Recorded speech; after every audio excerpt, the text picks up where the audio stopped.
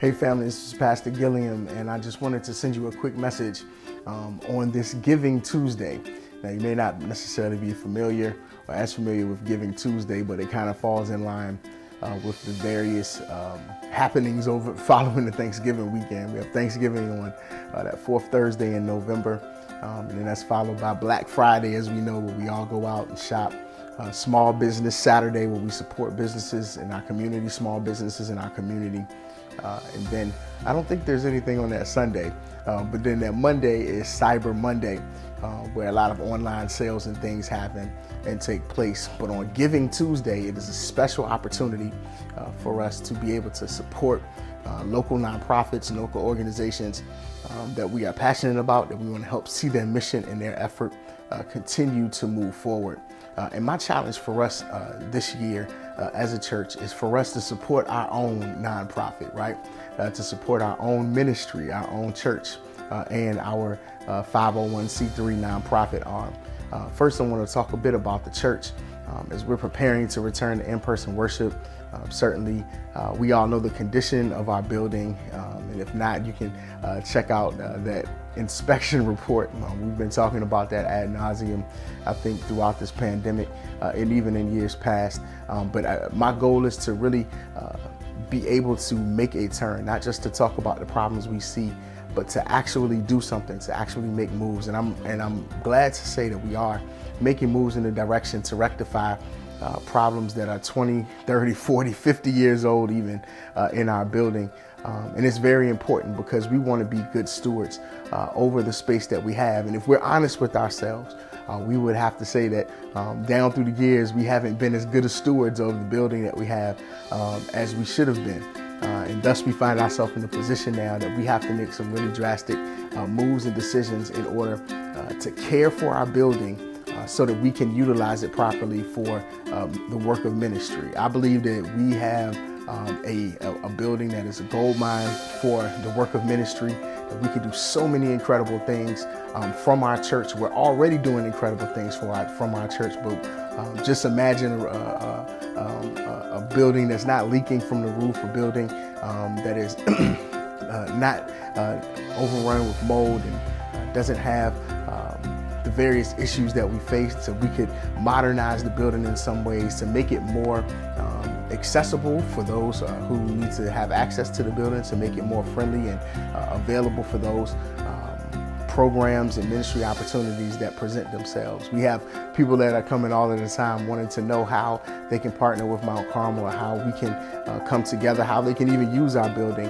And it hurts my heart for us to turn away those collaborative partnerships and those opportunities for us to serve because of the condition of our building. And so I want to challenge us on this Giving Tuesday just to make a special gift, special donation towards helping our building to be restored, to have the work done that needs to be done to prepare it to return to in-person worship. We need we need some upgrades on some things. We need a few bigger TVs so that we can, as people gather in for worship, they can see what's happening, can read words on the screen and things of that nature. We want to be able to live stream in a way that is effective and efficient. And at this point, we may have to bring in some professionals to help us with that. And we want to be able to offset that cost. And so I'm asking you and challenging you on this Giving Tuesday, head over to our Givelify app to make sure to make a small donation, whatever it is, towards our building, towards us returning for in-person worship, in-person gathering and activity. There's so many things that we'll be able to do as this pandemic kind of slows down, hopefully over the next few months. But even still, we want to be able to continue to do ministry in an excellent manner, do it in an effective manner, do it in a way that honors God and glorifies God, and again expands the kingdom of God through our church and through our community. The second piece that I want to challenge us to support in some way on this Giving Tuesday is our own nonprofit, Carmel Empowerment. And listen, over the last couple of years, I want to give a great big shout out to Sister Giovanni Armstead Tucker, who is really taking a lot of the work for Carmel Empowerment, incorporated to a whole nother level She's focused in on the community garden and allowing that to be a source and a resource for those who are in the Jackson Ward and Gilpin communities, right over there behind Greater Mount Moriah. She's done phenomenal work. She's done the work to get grants from various donors, and we want to continue to support that work, but we also want to expand that work. As I've studied kind of the history of Carmel Empowerment and kind of the vision as it was established some years back, like the vision, I love it. It's about community empowerment. It's about supporting our own. It's about financial freedom. It's about really uplifting and building the African American community in particular. And so I want to challenge us today to support that work. Because one of my goals for 2022 is for us to make Carmel Empowerment a much bigger part, and to have members of our church re-engaging with the board and really making some efforts and to support that work that is taking place through Carmel Empowerment, and to enhance and to expand that work that's taking place through Carmel Empowerment. And I want to share with you, I talked with Sister Giovanni Armstead Tucker and just asked her, kind of what are 3 goals that you have, or 3 ideas that you have, 3, kind of vision points that you have for Carmel Empowerment for the upcoming year. So I want to share what she sent to me. She says, first, she wants it to be about expanding the leading, feeding, and teaching of resiliency and self-sufficiency through our community garden extension. So we want to really lean into our community garden work, not just financially, but also through volunteers. But a part of the work, of course, is financial that's needed to plant seed and to bring in resources that we need in order to build a community garden that is accessible and that is sustainable and that is a place of learning and growing and sufficiency for our community. The second thing that she shared was supporting the growth and reestablishment of historical Black civic organizations dedicated to the upbuilding, protection, and preservation of the Black family and community. And we know that this is vital. One of the things that has been a linchpin for me in ministry is for us to do the work to support our own people, right? And to support the vendors and the businesses and the organizations that are serving our people.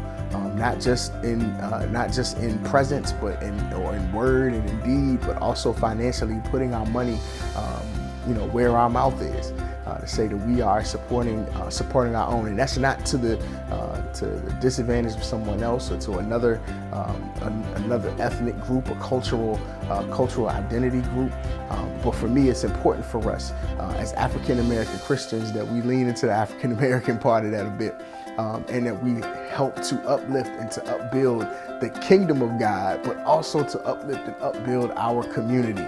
And this is something that we see happening in other ethnic groups. And so we want to be a part of that effort as well. And so this is part of the work that Carmel Empowerment has. We want to lift up the Black family, and we want to be a part of the work that's taking place throughout our city to enhance and to build up the Black community in a way that we're not shooting and killing each other, that we're not in places of hopelessness, but that we can tackle some of these tough topics from a grassroots effort. And then finally, she says, expanding partnerships with in support of local minority businesses to expand and continue the empowerment of our community, both individually and collectively.